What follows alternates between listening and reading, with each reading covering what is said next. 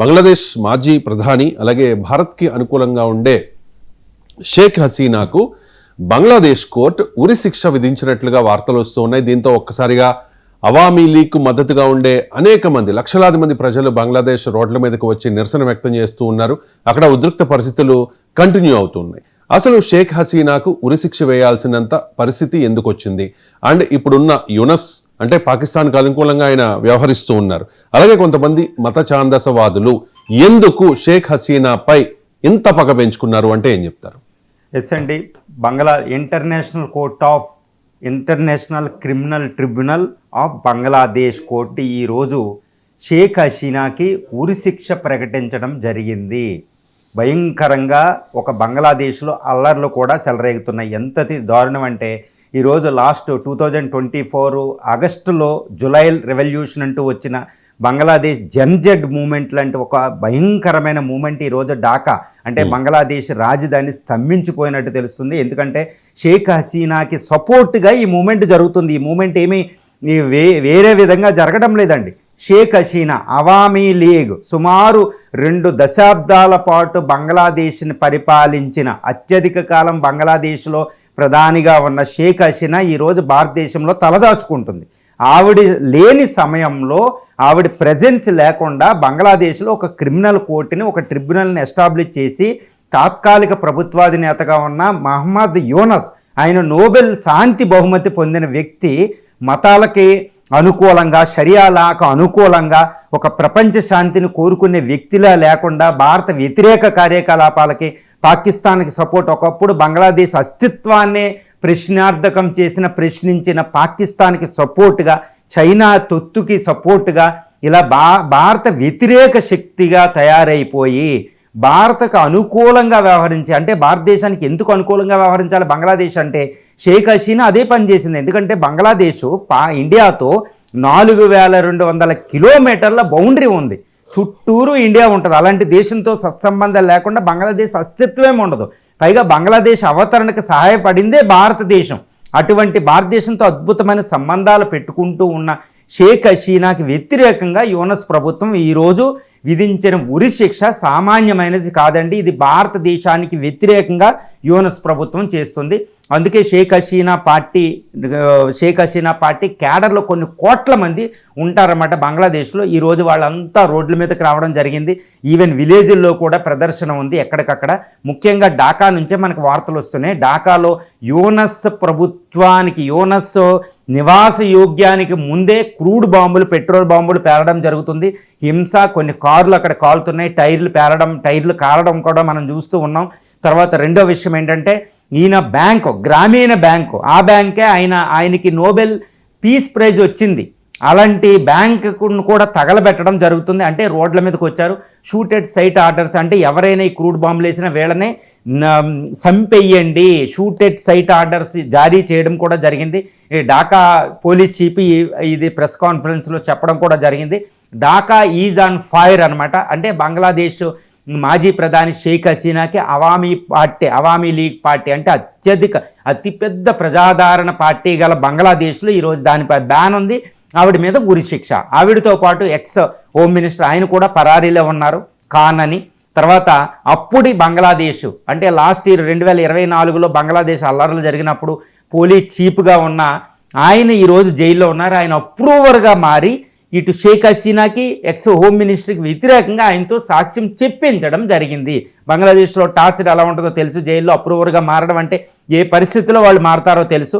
ఇది ఆవిడికి విధించిన ఉరిశిక్ష లేదా కంప్లీట్ లైఫ్ ఇంప్రిజన్మెంట్, బతికున్నంత వరకు జైల్లోనే ఉండడం అనే శిక్ష మాత్రం అంతర్జాతీయ సమాజం కూడా గర్హిస్తుంది. ముఖ్యంగా షేక్ హసీనా ఇది ఇండియాలో ఢిల్లీలో ప్రెస్తో, ఇంటర్నేషనల్ ప్రెస్, ఇండియన్ ప్రెస్తో మాట్లాడుతూ ఆవిడ చెప్పింది ఏంటంటే నా ఆబ్జెన్స్లో ఇది జరుగుతుంది, నా మీద ఫేక్ చార్జెస్ యూనస్ ప్రభుత్వం ఫ్రేమ్ చేసింది, నేను కాదు, బంగ్లాదేశ్లో హింసకి, టార్చర్కి అంటే ఒక 5 ఇష్యూల మీద ఈవిడికి ఉరిశిక్ష, లైఫ్ ఇంప్రిజన్మెంట్ వేయడం జరిగింది. ఆ లైవ్ ఏంటంటే బంగ్లాదేశ్ యొక్క ఆర్మీ యొక్క హెలికాప్టర్స్ని, డ్రోన్స్ని ప్రజల మీదకి వాడడం, 2 కిడ్నాపింగ్స్, కిల్లింగు ఇలాంటివి స్టేట్ మిషనరీ ఉపయోగించి అది 2వ ఫ్రేము. ఇలా 5 ఫ్రేమ్స్ ఉపయోగించడం జరిగింది. 5 ఆరోపణలు ప్రధానమైన. ఇవన్నీ ఫేక్ ఛార్జెస్, నాకు వ్యతిరేకంగా ఎటువంటి సాక్ష్యాలు లేవు అని షేక్ హసీనా ప్రకటించడం జరిగింది ఢిల్లీలో.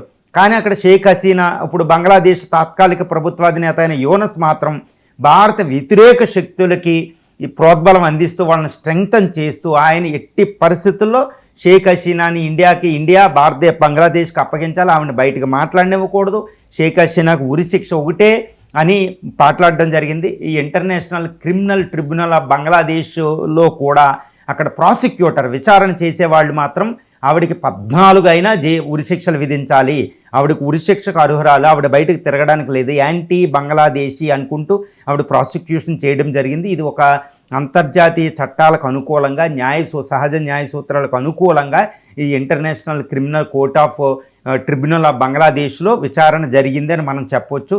ఇది చాలా భయంకరం. ఇప్పుడు అంటే బంగ్లాదేశ్ 1971 నాటి పరిస్థితి మళ్ళా బంగ్లాదేశ్లో సంభవించింది. ఇందులో అటు పాకిస్తాను, ఇటు China forces, Islamic forces, anti Indian forces ఇవన్నీ ఉండడం. తర్వాత గత సంవత్సరం, ఒక సంవత్సరం క్రితం 2024 జూలై ఆగస్టులో అల్లర్లో ఈ షేక్ హసీనా ప్రభుత్వం కూలిపోవడం వెనకాలే అతిపెద్ద కుట్ర ఉంది. దాని వెనకాల బంగ్లాదేశ్ ఆర్మీ, ఒకరు ఉజాన్ అనే ఆర్మీ చీఫ్ హస్తం ఉంది, యూనస్ హస్తం ఉంది, యాంటీ ఇండియన్ ఫోర్సెస్ హస్తం ఉంది, ఐఎస్ఐ హస్తం ఉంది, United states of America CIA హస్తం కూడా ఉంది, ఇటు చైనా హస్తం ఉంది. ఇన్ని ఫోర్సెస్ ఈరోజు బంగ్లాదేశ్లో తయారయ్యి యాంటీ ఇండియా యాక్టివిటీ చేస్తుంది. షేక్ హసీనాకి ఉరిశిక్ష అంటే అది భారతదేశానికి అతిపెద్ద హెచ్చరిక. ఎందుకంటే యాంటీ ఇండియా ఈ కూటమి అనేది భారత వ్యతిరేక శక్తులుగా తయారయ్యి భారత అనుకూలంగా ఉండే షేక్ హసీనాని పూర్తిగా రిమూవ్ చేయడం, ఆ పార్టీ లేకుండా చేయడం అంటే ఏంటి, బంగ్లాదేశ్ మరో పాకిస్తాన్గా తయారవుతుంది. కాబట్టి బంగ్లాదేశ్లో షేక్ హసీనాకు ఉరి అనే అంశం భారతదేశానికి చాలా భారత జాతీయ భద్రతకి, ఈ సావరెంటికి, ఆ north east India, west Bengal ఈ ప్రాంతంలో అంటే ఈస్ట్ ఇండియా ప్రాంతంలో తీవ్రమైన భద్రతా లోపానికి, ఇటు సౌత్ ఇప్పుడు చైనా వచ్చి ఇక్కడ బంగాళాఖాతంలోకి హిందూ మహాసముద్రంలో కూడా ఎంటర్ అవుతుందండి. సో బంగ్లాదేశ్ చైనాకి వేదికగా అవుతుంది, ఇటు యాంటీ ఇండియన్ యాక్టివిటీస్, ISI యాక్టివిటీస్కి వేదిక అవుతుంది. ఈరోజు షేక్ హసీనా ఉరి అంటే, షేక్ హసీనాని జైల్లో పెట్టడం అంటే అది ఇండియాకి తీవ్రమైన ప్రతిఘటం, తీవ్రమైన ప్రమాదం. అటు బంగ్లాదేశ్ పీపుల్కే కాదు, ఇండియాకు కూడా చాలా తీవ్రమైన ప్రమాదం. అందుకనే ఇటు బంగ్లాదేశ్లో అల్లర్లు అనేవి ఇప్పుడు షేక్ హసీనా ప్రభుత్వం షేక్ హసీనాకి వ్యతిరేకంగా ఏమైనా తీరుతుందంటే అది చెప్పలేము. ఎందుకంటే యూనస్ ప్రభుత్వం అటు యాంటీ ఇండియన్ యాక్టివిటీస్కి ప్రాతినిధ్యం వహిస్తూ ఎట్టి పరిస్థితుల్లో షేక్ హసీనాని టోటల్గా రిమూవ్ చేద్దాం, అవామీ లీగ్ పార్టీ అనేది లేకుండా. అవామీ లీగ్ పార్టీ అంటే ముజిబుర్ రెహమాన్, అంటే ఇందిరాగాంధీ 1971లో ముజిబుర్ రెహమాన్ పార్టీకి సపోర్ట్ చేసి, అంటే షేక్ హసీనా ఫాదర్కి సపోర్ట్ చేసి బంగ్లాదేశ్ అవతరణకు సాయం చేసి ఆ అవామీ లీగ్ పార్టీ అక్కడ ఉండేటట్టు చేశాం. అంటే అవామీ లీగ్ పార్టీ, ఆ ముజిబుర్ రెహమాన్ జాతిపిత బంగ్లాదేశ్, ఆయన టోటల్లో మొత్తం రిమూవ్ అయిపోవడం, ఆయన యొక్క కూతురు షేక్ హసీనా రిమూవల్ అంటే అవామీ లీగ్ పార్టీ అంటే ఇంకా భారతదేశం యొక్క ఇంప్రింట్స్ అనేవి బంగ్లాదేశ్లో కనపడకుండా చేయడమే ఇప్పుడు మహమ్మద్ యూనస్ ప్రభుత్వం లక్ష్యం అని చెప్పొచ్చు. కాబట్టి ఇప్పుడు షేక్ హసీనా పరిస్థితి, దారుణమైన పరిస్థితి, అది భారతదేశానికి కర్ణ సంఘటన, చాలా ప్రమాదం అని మనం చెప్పొచ్చండి.